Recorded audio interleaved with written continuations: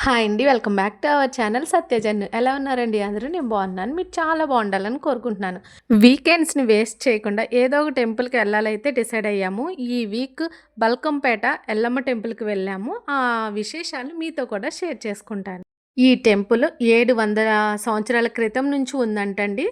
పూజలు అందుకుంటుంది మాత్రం 300 సంవత్సరాల నుంచి అంట.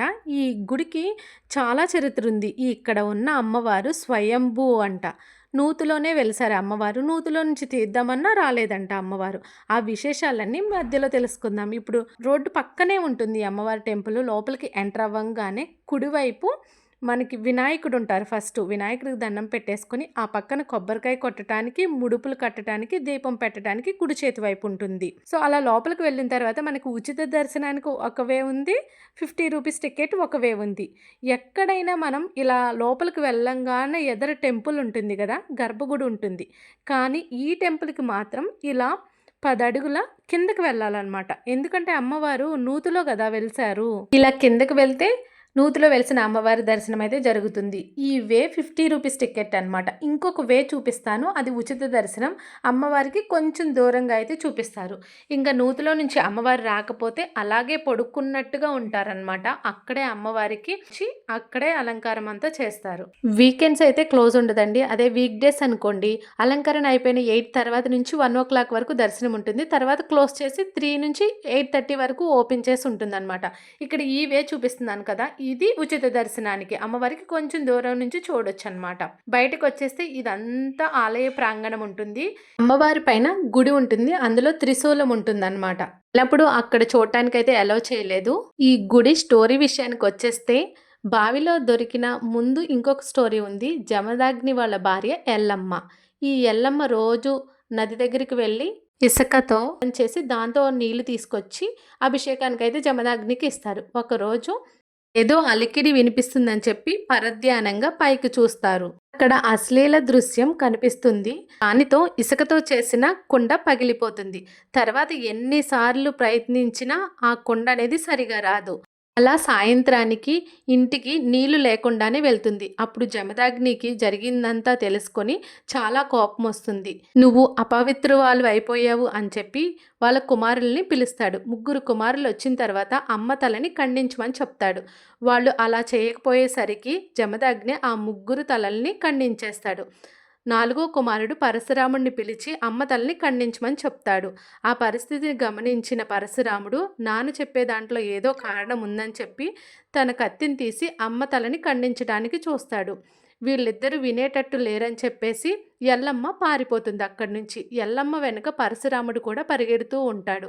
ఒక కొండ లోయలోకి వెళ్ళిన తర్వాత అక్కడ స్నానం చేసి జుట్టుని తుడుచుకుంటున్న ఒక ఆవిడ్ని చూసి తనే ఎల్లమ్మ అనుకొని పరశురాముడు తలని ఖండిస్తాడు. అక్కడి వచ్చిన శబ్దానికి ఎల్లమ్మ వెనక్కి తిరిగి చూస్తారు.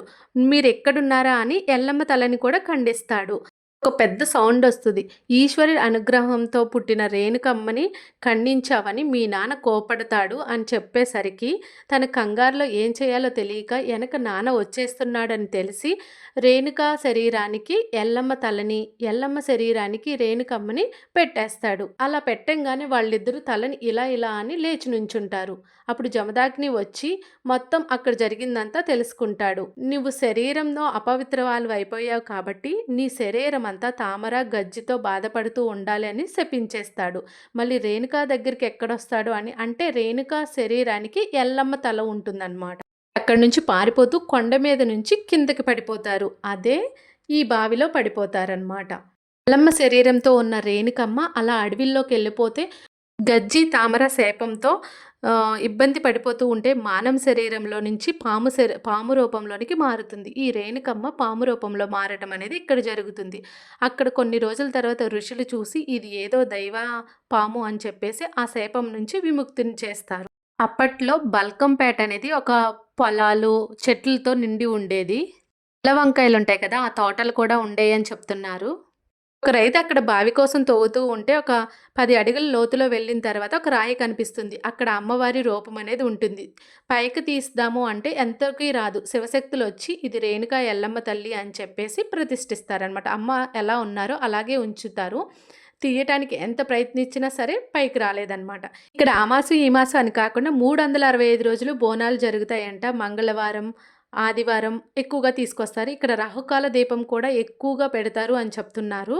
ప్రతి ఏటా అంగరంగ వైభవంగా అమ్మవారి కళ్యాణం కూడా జరిపిస్తారు. విష్ణుమూర్తిని కన్న మహాతల్లి ఎల్లమ్మ. అంటే పరశురాముడు విష్ణుమూర్తి అవతారమే కదా! ఆ పరశురాముడికి చావంటూ లేదు. ఎక్కడో రూపంలో ఉండి మన కలిగి అంతంలో కల్కి రూపంలో వస్తారని నమ్మకం. ఈ స్వయంభూ ఎల్లమ్మ అమ్మవారిని దర్శించుకుంటే 18 శక్తి పీఠాలను దర్శించుకున్నంత పుణ్యఫలం వస్తుందంట. మీకు వీలైనప్పుడు ఒక్కసారి బల్కంపేట వెళ్ళి ఎల్లమ్మ తల్లిని దర్శించుకోండి. ఎల్లమ్మ, పోచమ్మ, రేణుకమ్మ వీళ్ళందరూ గ్రామ దేవతలు. మన కులదేవతని, గ్రామ దేవతని మాత్రం ఎప్పటికీ మర్చిపోకూడదు.